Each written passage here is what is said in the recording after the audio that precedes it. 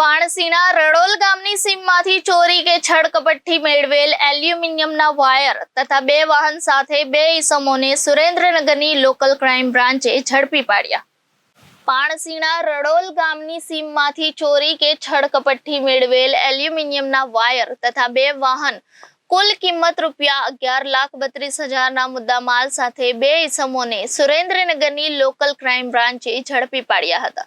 પોલીસે કબજે કરેલ મુદ્દામાલમાં એક મહિન્દ્રા પિકઅપ કિંમત ₹5 લાખ તથા એલ્યુમિનિયમનો ઇલેક્ટ્રિક લાઇનનો વાયર કિલોગ્રામ 4300 કિંમત ₹6,02,000, મોટરસાયકલ કિંમત ₹30,000 એમ કુલ કિંમત ₹11,32,000ના મુદ્દામાલને ઝડપ્યો હતો.